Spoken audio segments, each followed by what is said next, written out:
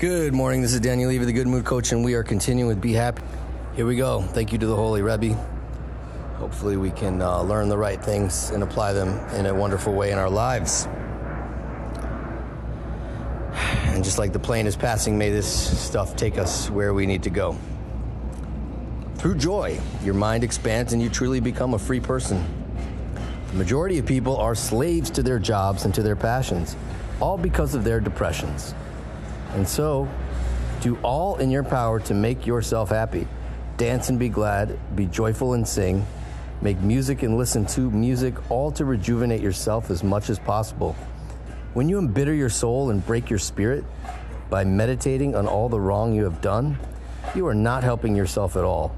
On the contrary, this only strengthens the side of evil, which feeds on bitterness and depression. These negative traits can all be wiped out only with gladness and joy. The more you rejoice, the more you will render powerless these tools and the weapons of the side of evil, and the more you will illuminate the darkness. God himself is the very source of joy. When you rejoice, you are at God's side. Fortune is the one you can rejoice and be always happy. There is so much in this, and let's break this down. We become free with joy. That is amazing. So first of all, who wouldn't go after that? But I want to focus on a few things. Next episode, we will talk about how joy puts us right by God. So being joyful is being connected to God. Not it brings a connection to God, it is being connected to God. Amazing. Now, this is so important. We embitter our soul and break our spirit by meditating on all the wrong you've done. You know, sometimes we think wrongly, we get tricked into believing that somehow it's good for us to contemplate all the bad we've done and improve ourselves.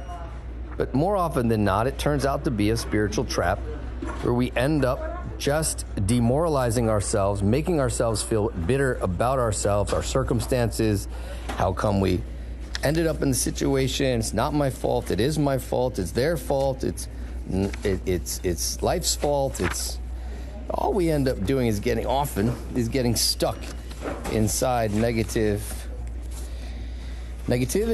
by meditating and contemplating all the wrong we've done. This often just strengthens the side of evil, which feeds on bitterness and depression.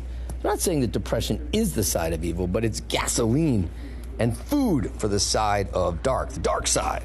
So, what do we need to do? We need to, ladies and gentlemen of my friends, we need to not meditate on all the wrong we have done. And instead, what do? Well, that's a good question. We're going to talk about that. What do? Got to do something with my mind. And what do we do if our mind won't stop meditating on those things, thinking about those things in the autopilot radio channels, just playing and playing and playing and playing and playing and playing and playing and playing in our heads, even though we don't want them to? How do we stop breaking our own spirits by meditating on all the wrong that we've done? This is very troubling. And in fact, I'll tell you, in our counseling and our coaching work, this is a pandemic of self-criticism. I can't tell you, I don't even know, maybe almost every single patient and client I've worked with has either a small, medium, or large struggle with this, which is horrible when you think about it. But the number one message here is meditating on all the wrong you've done, you're not helping yourself at all. He says the word at all, which basically means there's no benefit at all in thinking about the wrong you've done. How could that be? How can it be that there's no benefit at all? We're always taught to think about the wrong we've done and improve ourselves. How can that be? Meditating on. Well, first of all, it says meditating on. It doesn't mean considering, it doesn't mean discussing, it doesn't mean finding a plan to improve ourselves. But at the very least, meditating on is certainly not helpful at all. So what is helpful? What is helpful? That is a great question. What do you think? And do you agree that thinking about the wrong I've done is not helpful at all? How am I supposed to improve if I don't think about the wrong that I've done? Well, the point of view of these holy spiritual masters teaching us that we don't really grow from thinking about the wrong that we've done. For the most part, it demoralizes us. And once we're demoralized, we lose our energy, we lose our ability to grow, we give up, and in the end, even though we might have good intentions, we end up not really making a change. And therefore, meditating on the wrong we've done is not helpful. Thinking about how I'm going to improve, not what I've messed up. Thinking about how I want to grow, who I want to become, what I've done great, and how I want to be even greater. What struggles I have overcome, what things I have struggled with, and how am I going to overcome those struggles. A more engaging point of view. Now we have to be careful, just have to be careful.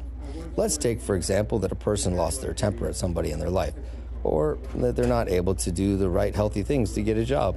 So meditating on the fact that they can't do this is not going to help. What is going to help? What's going to help is saying, I want to get a job. Who cares if I didn't so far? How am I going to get a job?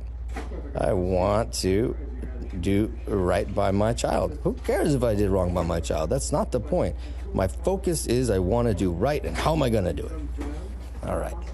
So let's say that our next tool is to focus on how can I turn this around, meaning instead of when I notice that I am meditating on all the wrong I've done, pause, delete, change program, change state, go outside, dip your head in ice water, do something to stop this program as soon as possible. If you're in a deep C day, D day, it's not going to be possible, and contact someone like our clinic to help you figure out more profound and sophisticated ways to move out of the darker place in which you're trapped. It's not simple.